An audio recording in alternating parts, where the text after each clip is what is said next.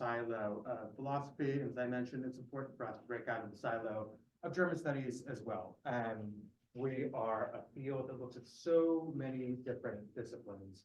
And for us, it is really exciting when we come across a scholar who is nominally from another part of the academy, but is posing the same sorts of questions, but at an extremely high level of text as we do.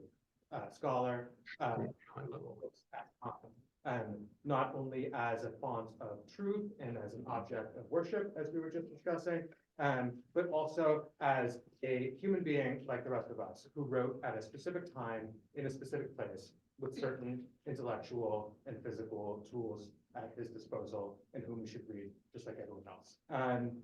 And to do that in the context of the most important questions of our time, having to do with globalism, colonialism, imperialism, race, gender, and identity, is extremely pressing work, and we're delighted to have the benefit of your insight today. So the formal bio is Huaping Lu-Adler is an associate professor of philosophy at Georgetown University.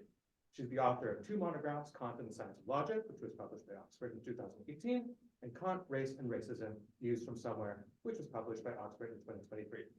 She's also published articles on various aspects of the history of Western philosophy, from epistemology and philosophy of language to metaphysics and philosophy of science.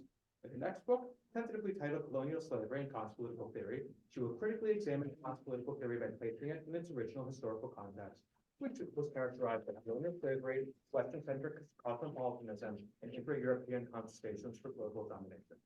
With that, I welcome Huaping Lu-Adler to the stage, as it were, and stick around afterwards. After Huaping's talk, we will have a drink and chat, and then come back after 10 minutes for a Q&A session.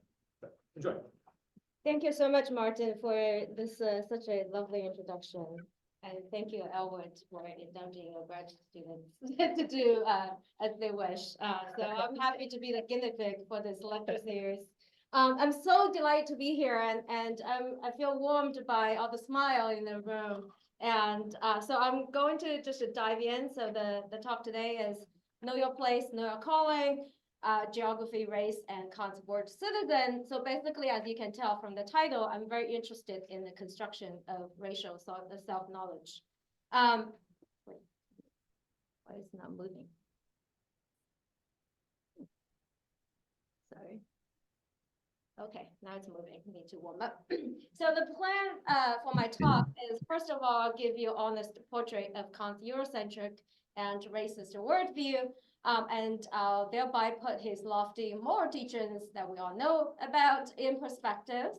And then I'll reflect on how to move forward with Kant if we decide to move forward with him at all. That's probably open question as well. Okay, I'll enter Kant through Schiller, very famous inaugural lecture that he gave probably at age 20-something in 1789. So in this inaugural lecture, Schiller told the roomful of undergraduate students, very young students, he said, our race, by which he meant white race, is to see itself as the superior race in the mirror constituted by all the other races, contemporary in time, but in different geographical areas. And what did Schiller see in the mirror of other races? So first of all, he saw the so-called savages in America, who he described in terms of indolence and stupidity. Next, he saw Black Africans, which he described in terms of slavery or lawless freedom. And then he saw the Asians, which he described in terms of rude taste, among other things. I'm just giving you a partial list of words he used, none of which was pleasant to read. Okay, so by contrast, the white man is supposed to see himself in this mirror as a superior race, specifically as an ingenious thinker full of spirit or Geist, an educated wordman or Weltmann, linked with others through a cosmopolitan or world citizenly bond. Oops. Okay. And these so-called world citizens are supposed to have a shared historical vocation, namely to cultivate oneself and actively contribute something to humanity's progress toward greater truth, morality, and freedom. All sounds good. And in so doing, they're supposed to be linking themselves up with the universal history of humanity. Okay, so why this bit about Schiller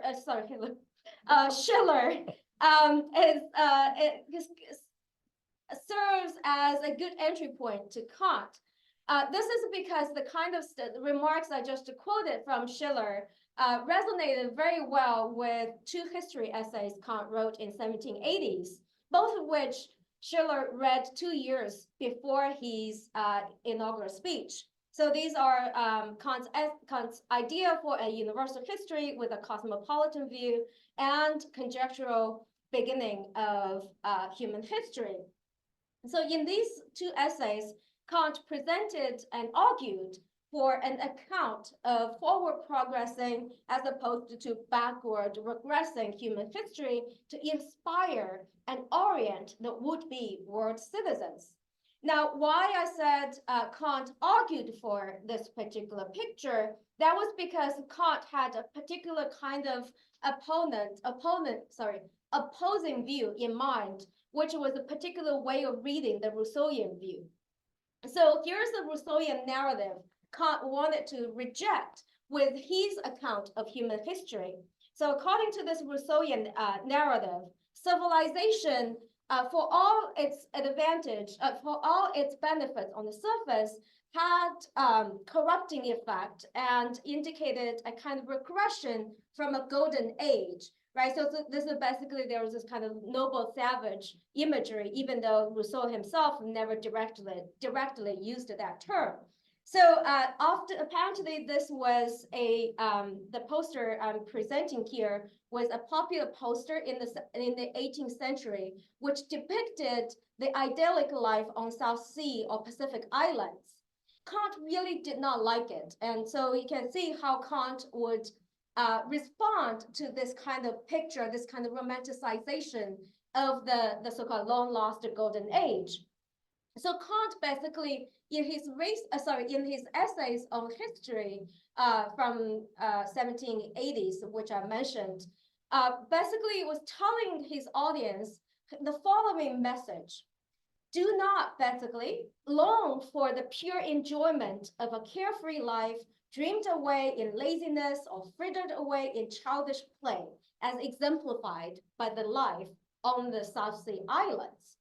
This longing, Kant argued, is empty because it only proves how much boredom the thinking human being feels with his civilized life if he seeks its worth solely in enjoyment and brings in laziness as a counterweight to reason's reminder that he should give his life its worth through actions. So for Kant, the history of humanity must be a history of progress, and especially moral progress. And here's how Kant puts it in response, again, to the kind of Rousseauian regret about what we are losing through the process of civilization. So Kant says, the course of things human on the whole does not start from good and progress toward evil, but develops gradually from the worst toward the better. And this progressive notion of history shows each world citizen who Kant was addressing his proper and natural vocation. Each of us, Kant says, for his part, is called on by nature itself to contribute as much as lies in his power to this progress of humanity. Now, I highlight by nature itself because this is actually really important. So why does Kant say that this calling is by nature itself? This has a lot to do with how Kant understands the human being and its station in the universe. So first of all, so there are several layers to it. I also want to say, like, at some point you may feel like there are a lot of pieces going on here. This is because Kant was a very systematic thinker. And I'll present a picture of Kant as a systematic thinker, and eventually everything will come together. Okay. So first of all, in a fairly abstract way, Kant described the human being, which often is his shorthand for the human species. Often he's not talking about individual human beings, but rather when he talks about the human being, he's referring to human nature. So he says the human being is the only rational creature on Earth. So the human being as a species is marked by its rationality. And because we are supposed to be rational creature and differ from other types of animals, the perfection of reason takes time and can be realized only in the species. By contrast, Kant would say, for other animal species, you never have progress, and each individual just reaches the perfection of its own species in every life cycle, but you never progress, never become better as a species. Whereas humanity is a rational creature and takes time for reason to improve and things like that. So Kant is envisioning intergenerational progress within the human species. And nature's aim, Kant says, so this is Kant's teleology. Nature's aim is the human being's rational self-esteem, not his well-being. So here Kant is alluding to this early romantic picture about the happy, idyllic life on the Pacific Islands, right? So Kant thinks that it's not about whether you're actually happy, but it's really about whether you're doing enough to be worthy of happiness. Like you may be super miserable, but Kant would say, don't worry, you're working hard enough to be worthy of happiness in next life, by the way. So Kant says, not that the human being should live well, but only that he should labor and work himself up so far that he might make himself worthy of well-being through his conduct of life. And so Kant basically thinks that nature does not set an end for humanity without giving the humanity the means to achieve that particular end. Now, so for Kant, so what are the means? Kant said, well, the means are actually discord and lots of hardship. He says, otherwise, he said, if you don't have all this discord, if you don't have conflict with each other, you're going to just be so happy, you're going to do nothing. And so Kant said, in that way, all talents would, in an Arcadian pastoral life of perfect concord, contentment, and mutual love, such as life on the South Sea Islands, would remain eternally hidden in their germs. Human beings, as good-natured as the sheep they tended, would give their existence hardly any greater worth than any of their domesticated beasts. So I would say, like, Kant actually did say later, right? He asked Herder rhetorically, right, as to why, what's the point for the existence of Pacific Islanders, right? And this seems not to kind of fulfill God, like nature's end for them. So Kant is really expressing his extreme dislike of this kind of so-called, happy life on the Pacific Islanders that others had depicted.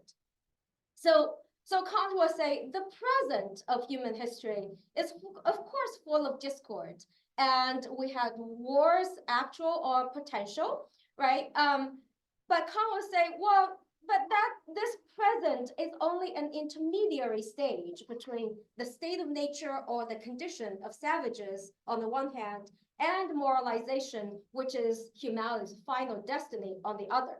So Kant says, we, by which he meant the Europeans, are cultivated in a high degree by art and science, or civilized, perhaps to the point of being overburdened, as Rousseau noted, by all sorts of social decorum and propriety, but very much is still lacking before we can be held to be already moralized. So basically, he's kind of counseling the Rousseauians who are worried about the current discord and corruption that came from civilization. He'll be like, you're just being too myopic. We need to look further and need to think further about the future of humanity, right? So in other words, Kant is basically kind of telling his audience that they have a historical calling as the world citizen, namely the future perfection of humanity must be the goal of his endeavors.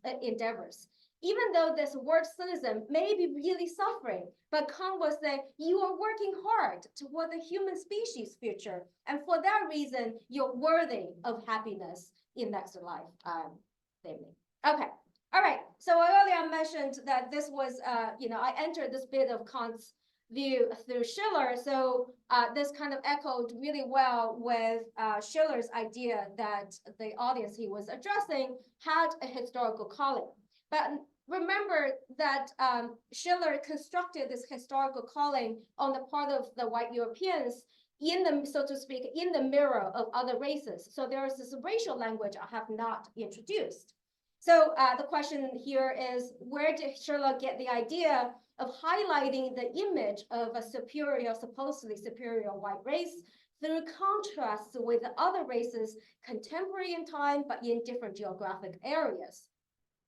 So Schiller might have all sorts of sources for this particular form of racial thinking, but Kant's what I call Kant's raciology can again be a likely source. I'm not tracing out direct causal link here, by the way.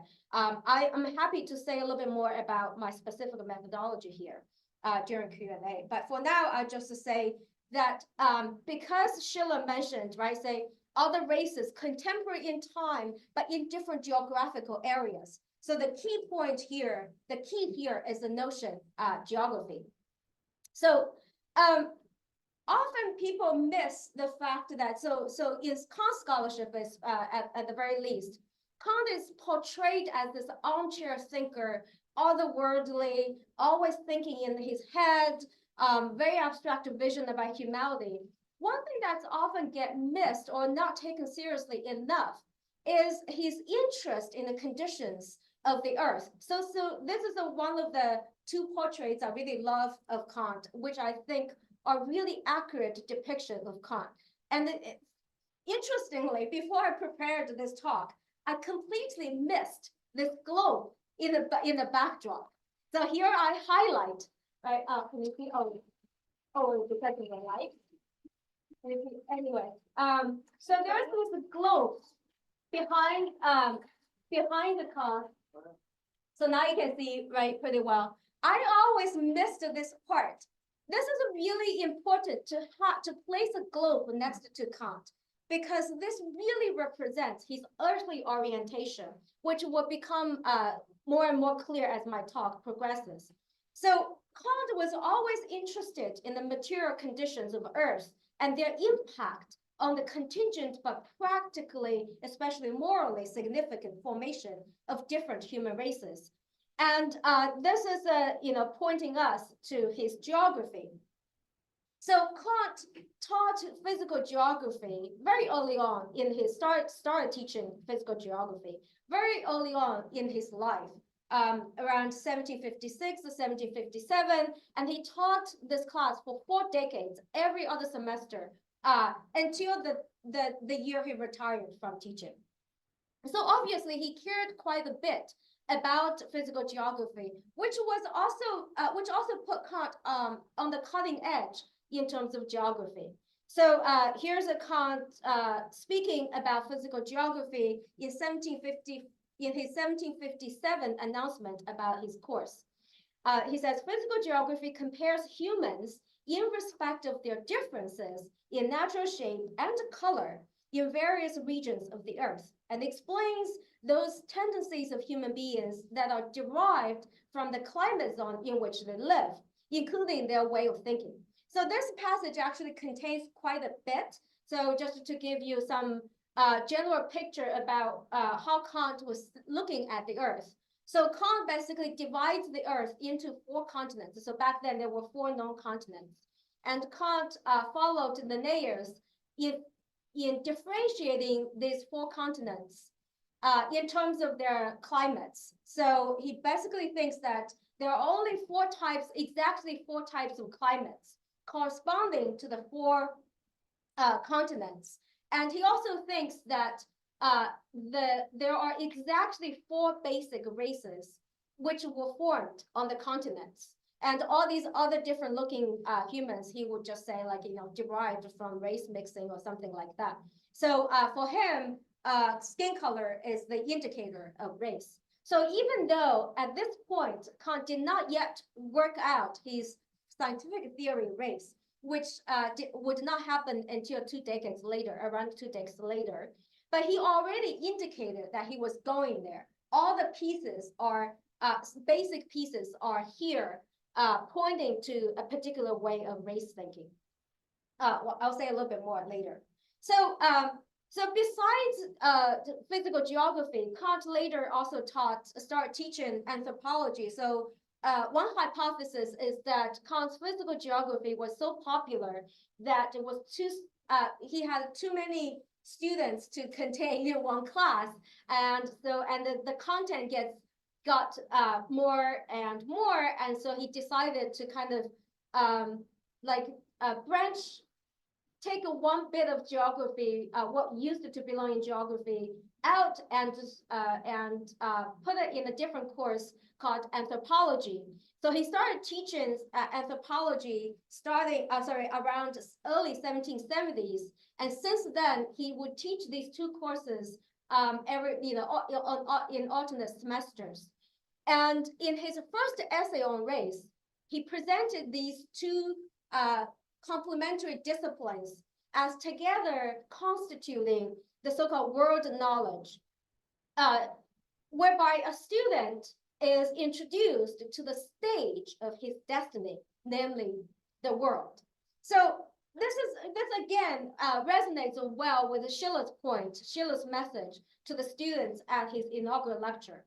Kant here was basically telling the students in his classes, the white European male students.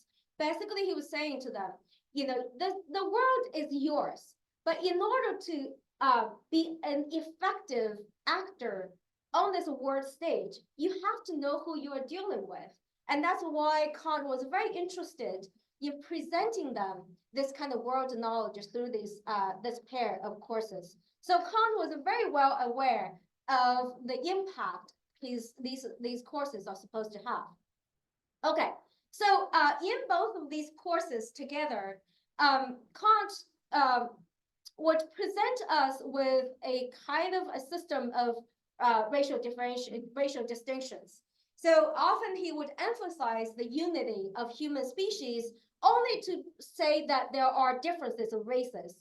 So he's in this particular passage, which appeared in one of his anthropology lectures, he specifically referred to his geography as a place where the students are supposed to find an account of racial differentiations. So here, Kant actually this is Kant's most specific and explicit presentation of his racial theory in his anthropology lectures. So he always began with the so-called the red race represented by the American Indians. The reason he began with this so-called race is because he ranked this race the lowest.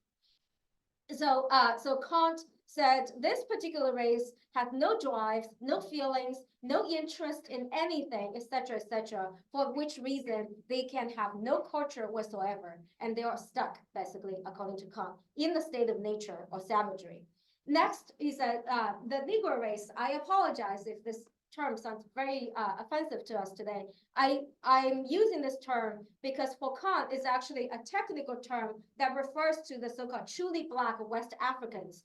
Anyone who knows the history of slavery would know, right, that this was the epicenter of the transatlantic slave trade. So it's very telling that Kant was referring to this particular part of the world to single out a particular race. So he described this race as sensitive and afraid of beatings. Therefore, they're trainable for the culture of slaves. This is all Kant's words, which he did not just say once, but several times. And next comes the so-called yellow race represented by the Hindus, and elsewhere he also often talks about Hindus and Chinese together. And so this race, according to Kant, has no ability to think in abstraction. Therefore, they would have some not so fine arts, they have some kind of culture, but no advanced culture, such as fine arts, sciences, philosophy, or true morals for that matter. I can say a little bit more why Kant connects the ability to think in abstraction with the ability for true morals during Q&A if you're interested. So by contrast, the white race is supposed to contain in itself all the drives and talents. As a result, actually, Kant says in his anthropology lecture that it must be explained, considered in a bit of more detail in his anthropology courses. And this is actually a clue that when Kant delivered his anthropology lectures, he had a very specific audience in mind, namely the white race. So now, what else Kant also wrote in the 1780s? The reason I'm focusing on 1780s will become a little more clear later, which is the fact that Kant was also in the 1780s supposedly made the ethical turn, right, to talk about to write his masterpiece on moral philosophy. Now, in this decade, Kant also wrote 2 additional essays on race. The first essay was published in his so-called silent decade, 1770s, which was published in 2 editions. And in 1780s, he wrote 2 additional essays on race. And in these essays, he doubled down. The reason I say he doubled down was because he was pushed back from different directions with regard to his methodology and whether his notion of race made any sense. But Kant, in response to the criticisms, doubled down on the claim that racial characteristics are indelible and persistently hereditary. And so to kind of Kant did not have very good arguments for his view. But then when he kind of had to defend himself, he would go to all these bizarre places and to look for evidence. So here's one evidence. He said, one evidence as to why racial characteristics are supposed to be indelible and persistently hereditary is, he was saying, well, look at the Native Americans. He said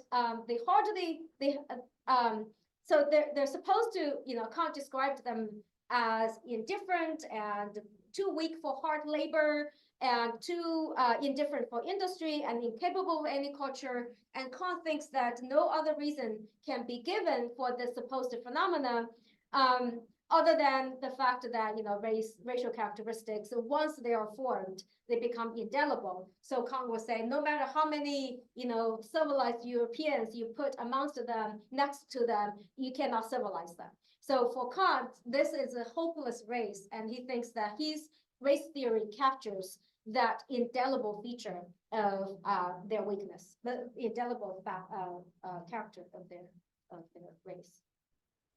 So next, Kant gives this evidence was called Creole Negroes, and he basically was referring to the central sites of the colonial slavery. And so there he found, he said, here actually he was referring to and so anti-abolitionist and pro-slavery trader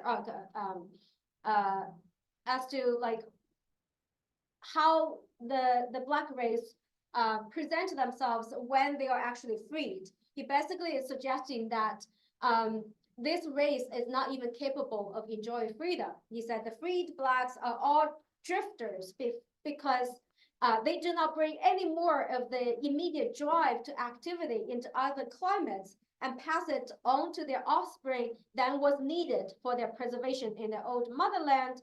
And this inner predisposition extinguishes as little as the externally visible skin color. So basically what Kant was saying is that a race, once it's formed in its original motherland, for Africans, Kant thinks like of course, they formed their skin color, but also their temperament in Africa. And Kant's view was that because of the climate in Africa, because of the abundance of natural provision in Africa, they did not have to work. And therefore, they missed the opportunity to develop a drive toward work. And so Kant thinks that once that kind of predisposition was formed in that particular climate, they would predisposition would become hereditary in the future generations of this race. So this was Kant doubling down on the indelible nature of supposedly racial characteristics. So, okay, so as I said earlier, the reason I focused on the 1780s was because, supposedly Kant, the moral philosopher, also came into formation during the 1780s. So the natural question for people who know about Kant would ask was what about his lofty moral claims, right? In 1785, he wrote the groundwork of the Metaphysics of Morals, which was his masterpiece on moral philosophy, right? Especially we love quoting his formula of humanity, right? He said, so act that you use humanity, whether in your own person or in the person of any other, always at the same time as an end, never merely as means.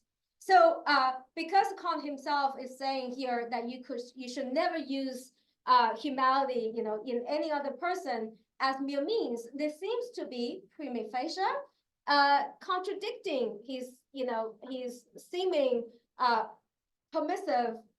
seemingly permissive remarks about slavery, because slavery is quintessential. It's a kind of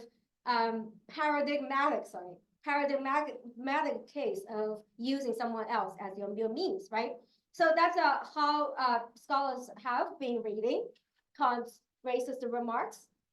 So they basically think that the moral universalism, which is supposedly represented by the formula of humanity, is directly contradictory to his racist, so-called racist particularism, especially his anti-Black racism.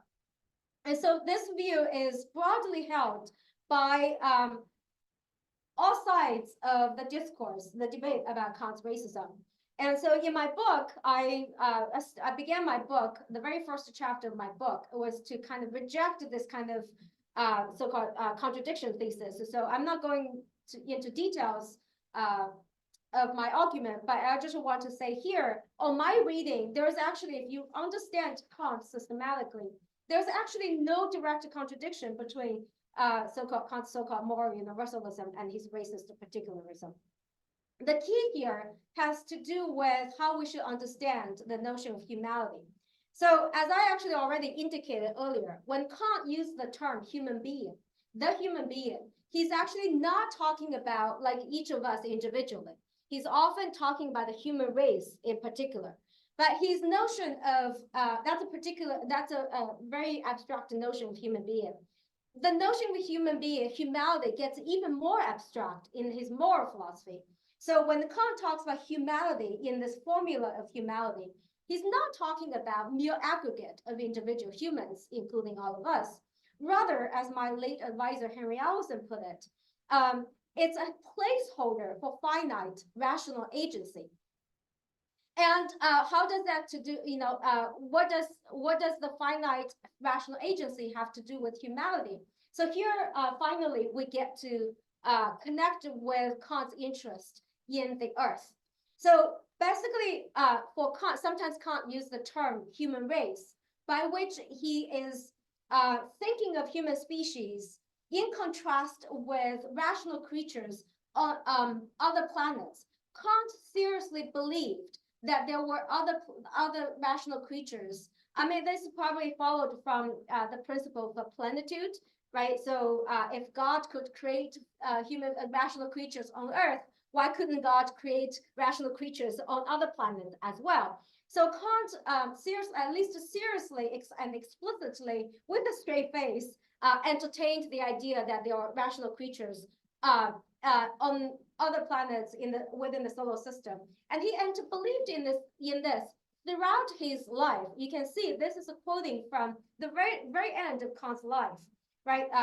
From anthropology, from a pragmatic point of view, he says, one can call the human species a race if one thinks of it as a species of rational beings on Earth in comparison with the rational beings on other planets, as a multitude of creatures arising from one and the same creator. And so when we look at Kant's notion of humanity this way, and when we zoom out with Kant, and Kant is basically looking at the Earth and see like we human beings are just dwellers on this earth, but there are other human beings around. And when we kind of like zoom out that way, we can also start connecting Kant's moral project and Kant's perspective as a natural philosopher who is interested in the condition of the earth. So there's this well-known, so these two perspectives come together in his well-known epitaph, right? He says this bit probably you all know. Two things fill the mind with ever new and increasing admiration and awe, namely the starry heavens above me and the moral law within me. And the and here is not just connecting two unrelated conjuncts, but rather for Kant, these are two deeply connected parts of a larger system. And let me briefly explain what I mean. So this is another aspect of Kant that does not get enough attention, and especially from, unfortunately, I actually say, for people who study Kant's moral philosophy and who is interested in Kant's moral philosophy, it's actually really important to also understand that Kant had lifelong interest in natural philosophy, and he began as a natural philosopher long before he turned to write his treatise on moral philosophy. So in this very early piece on natural philosophy called Universal Natural History and Theory of the Heavens from 1755, Kant seriously presented this law of material dependence, what I call law of material dependence, which he actually treats as an analog to Newton's law of gravitation. So basically, he's thinking, he's saying like the degree of Geist. I don't know like how to exactly translate this in a way that really captures what Kant was thinking. So for Kant, the quality of the Geist hinges on the material conditions of embodiment. So he says the perfection of the spiritual world, Geister, as well as of the material world, increases and progresses in the planets from the Mercury to the Saturn in the correct sequence of degrees in proportion to their distance from the sun. So basically what Kant is saying is that that's very, yeah, this is all very bananas, but but like I'm just trying to give you a picture of what Kant seriously was thinking, just to make sense of his system. So he basically has this view that the closer you're to the sun, right, the harder your planet is, and he kind of thinks that the coarser your matter is, and because I don't know what his logic is, and it's like the further away it is, the colder it is, the finer you are. So you should be happy like living in the wintry Washington. So it makes you a little bit more refined. But anyhow, so that's Kant's logic. And what he's interested in is exactly how the Earth is situated in this planetary system. So he says we should actually pay attention to the fact that the Earth is right in the middle. So he basically says, he says Earthbound humans are basically at the midpoint between the sort of dimmest Mercurians and the most intelligent Saturn dwellers. And so therefore you should kind of adjust your self-perception accordingly relative, you have to choose your frame of reference. He said, on the one hand, the idea of the most sublime classes of rational creatures that inhabit Jupiter and Saturn arouses their jealousy and humiliates them by the knowledge of their own baseness. But don't despair, be happy and look the other way. It's like, on the other hand, they may also be comforted by the thought of the Mercurians, who belong in the class of rational beings that borders more closely on the lack of reason. And so Kant actually used some groups of humans to represent this, like to use as analogs to the Mercurians as opposed to dim Mercurians. So now, why does this matter? So this matters because when Kant gives his moral vision, he's not just giving us, right? So as I said earlier, Kant's moral philosophy is intended to address, to be applicable to all these rational beings, right? So I said, all these 5 planets on this picture, I mean, I'm only talking about 5, but that's because these are only 5 Kant mentioned.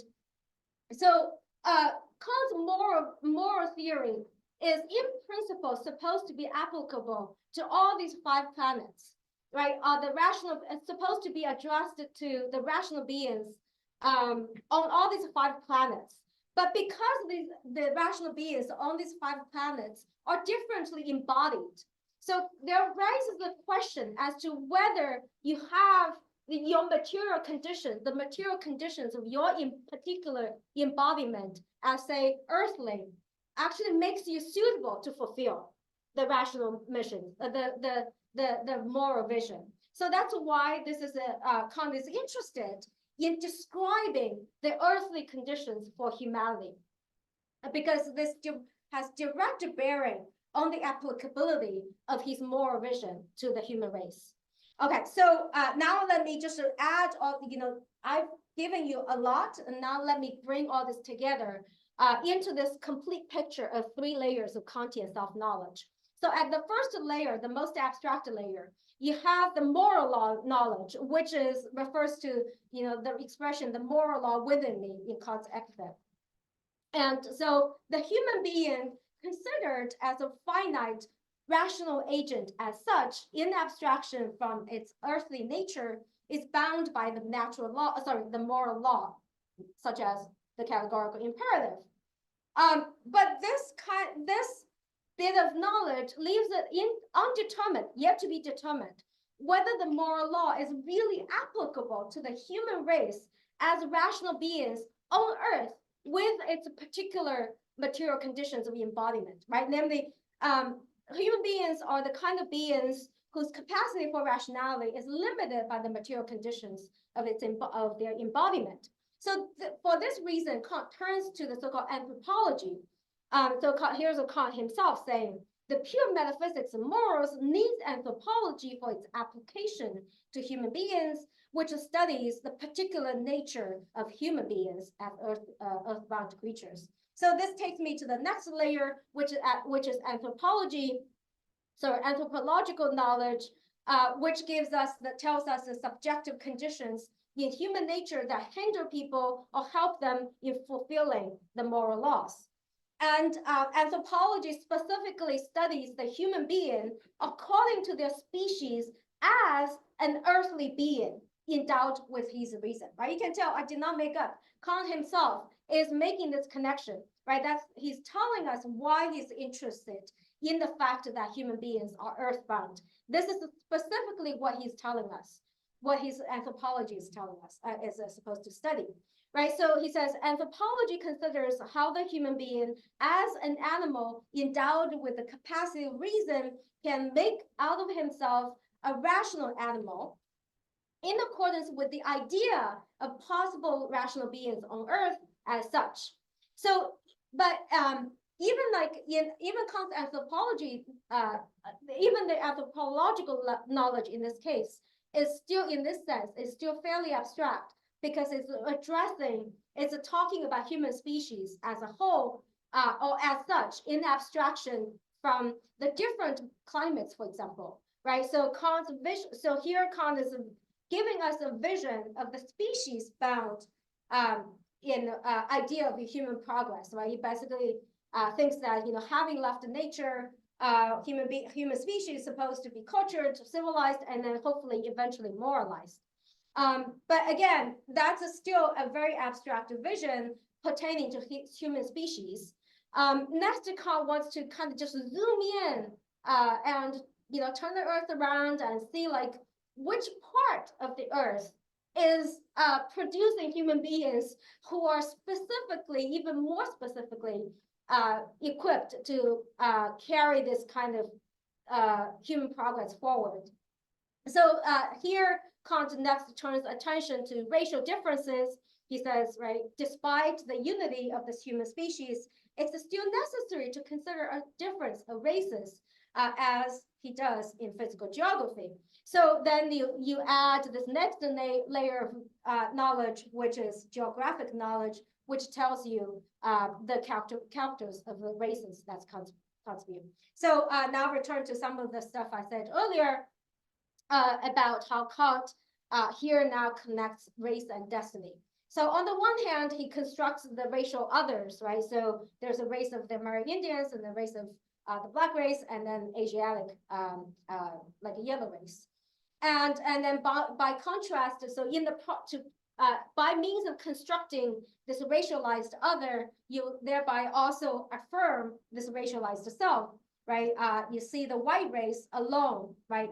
The picture that comes out of it is that the white race alone can be the agents of human progress because the white race alone possesses all the drives, talents, etc., that are needed for culture, civilization, and true morals. So to bring, again, to kind of visualize all this, so Kant is basically envisioning this human progress, and then he would put different races in different parts of this progress, and so that all these non-white races will drop out of the train, the wagon of historical progress one after another until you only have the white race left. So the American race is the first to go, next comes the black race, next comes the yellow race, and finally you only have the Europeans left to carry further the culture of fine arts and sciences and civilization, and eventually, hopefully, moralization. So when you bring all this together, what you're getting is this kind of 3 layers of self-knowledge. And what you're getting is this ultimate European white man's self-conception and also, their Eurocentric view of the world and the white supremacist notion of the self, and a sense of entitlement as well as a sense of duty to be an agent of historical progress. So that's a kind of I'm 45 minutes. Should I stop here? No, please. Okay. Okay. So just very quickly about. So now you kind of say like.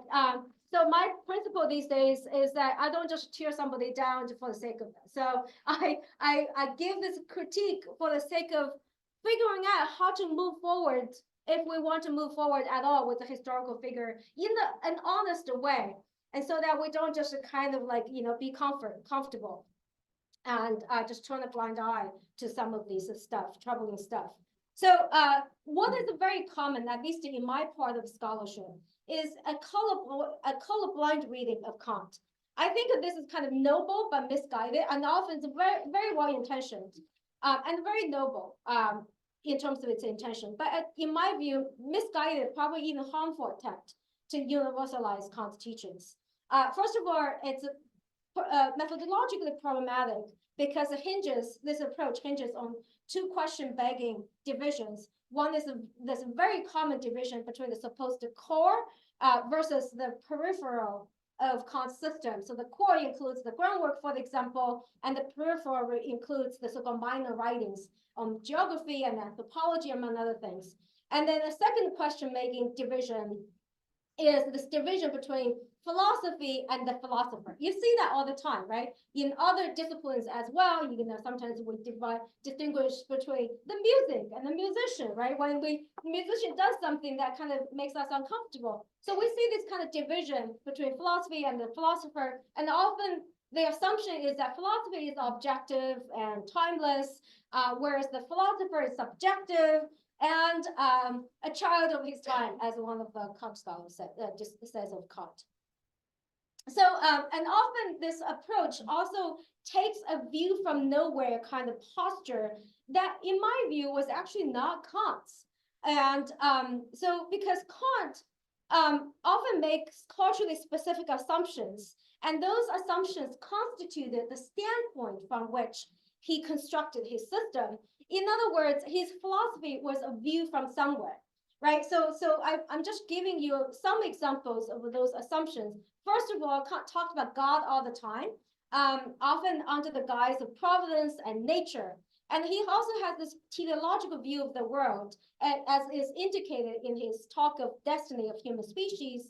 And also the way he connects work and worthiness. Unfortunately, we're all suckers to this. Work, we think of like, we're not worthy if we not work hard enough, right? But this is a specific kind of Protestant work ethic that's built into his philosophical system. Lastly, he talks a lot about progress as in a way that presupposes a linear conception of time.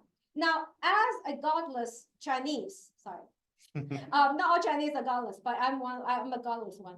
So with no disrespect for people who believe in God, it just so happens I don't. And also I have this kind of cyclical conception of time. And so this makes me wonder how much I actually want to get on board with this kind of philosophical system, right? We should not just say, take this as though it's a kind of philosophy from nowhere and try to use it and try to universalize it and impose on other cultures and on all sorts of conditions, right?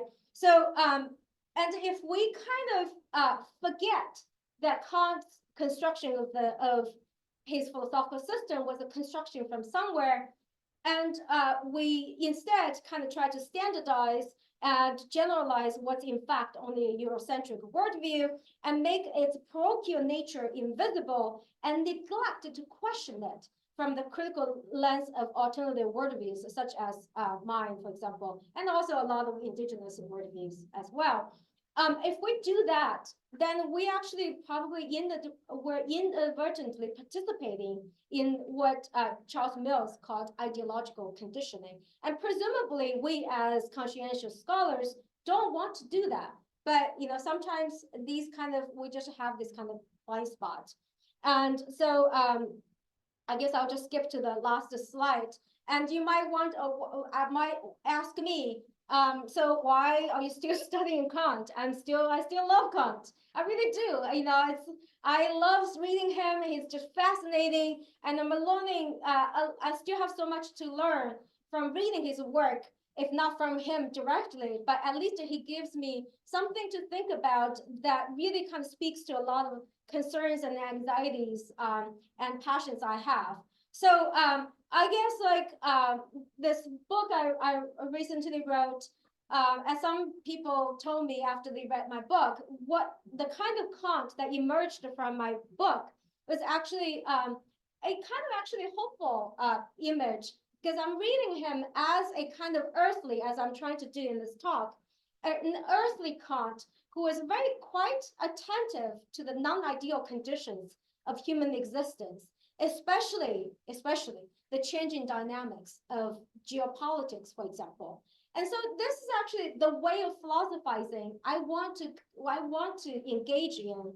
And I think a part of me, maybe, we were talking about this before the talk, what I'm trying to do, and I'll mention this at the end of my book, what I'm trying to do is to bring down Kant from the pedestal, what I say like a dehumanizing pedestal on which we put him for too long, and bring down to the eye level and just have this meaningful conversation with him in a way that's attentive to the non-ideal conditions that we still live in. And we actually inherit a lot of the historical conditions that Kant helped to form.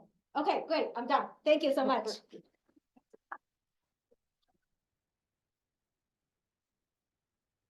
Thank you so much. Thank you so much. Let us take 10 minutes and reconvene.